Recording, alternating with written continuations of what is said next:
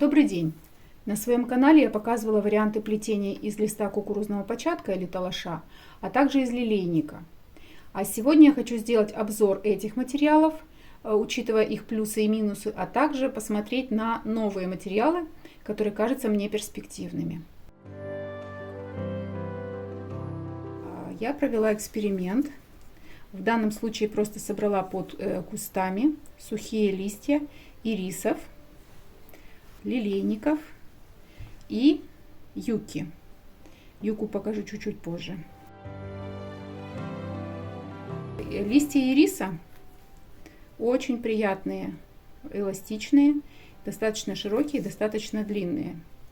Если эта длина будет мешать, мы просто можем их укоротить. Скорее всего, придется это сделать примерно до длины талаша, то есть разрезать примерно пополам. Дело в том, что количество подхватов у нас должно быть определенное, поэтому лучше не делать такие длинные витки. Итак, мы получили вот такие полоски, которые можно располовинить и плести ими. Пробуем.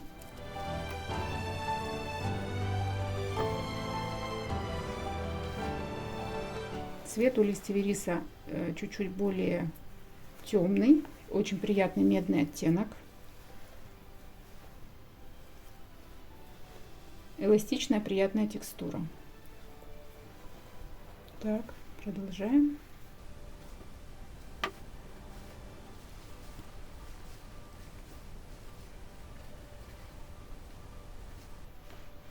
По-моему, идеально. То есть, если у кого-то много ирисов, пожалуйста, под кустами собираем. То, как поведут себя листья высушенные из зеленых, я пока не знаю. Этот эксперимент я еще не провела, у меня мало ирисов. Но я думаю, к следующему году мы будем это точно знать. Но рабочая схема – это полностью высушенные листья из-под куста. Отличный результат. Сразу заметно, что они намного тоньше, поэтому я попробую в 4 нити плести сейчас. Это листья, собранные под кустом. Те листья, которые вы будете сушить на зиму, они, как правило, чуть-чуть шире.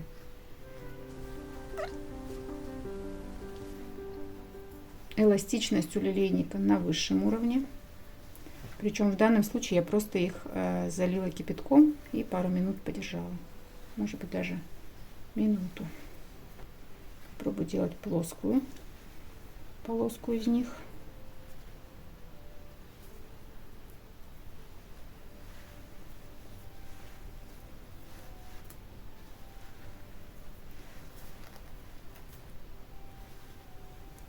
Выглядит очень красиво по цвету.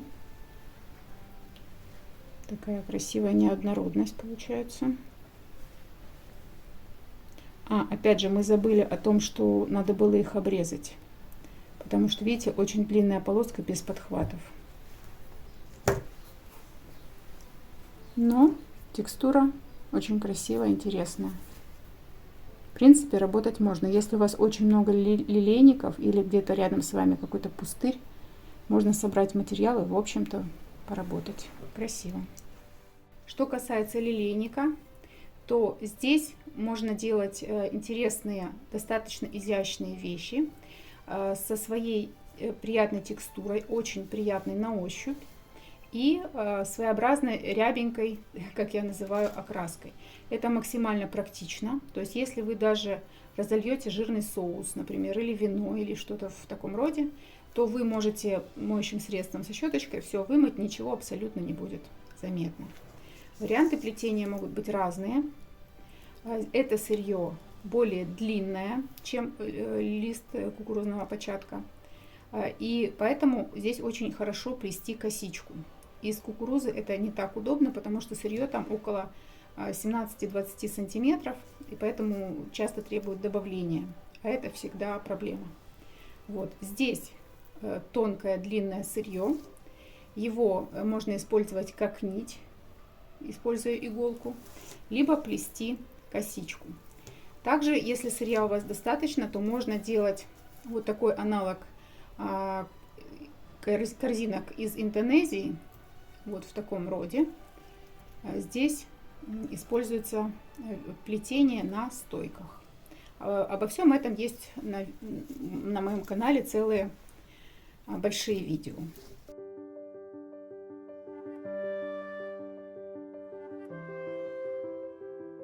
Что касается юки, вот я ее распарила, она намного плотнее. И вот с этой шириной мы не сможем работать, то есть ее нужно будет располовинить. И длина, возможно, надо ее чуть-чуть укоротить. Кстати, на концах там острые очень кончики, практически иголки, так что их надо будет срезать и вот здесь укоротить. Эластичность есть, но, опять же, повторюсь, плотность очень большая, в отличие от наших обычных материалов.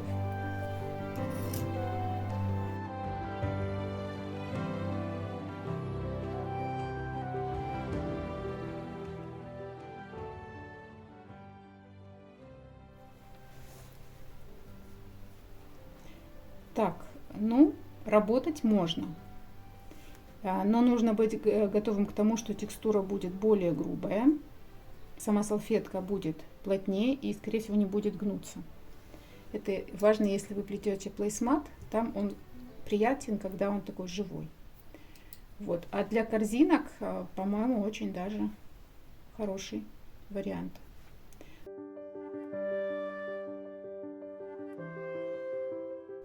А сейчас для сравнения я покажу сырье из кукурузы.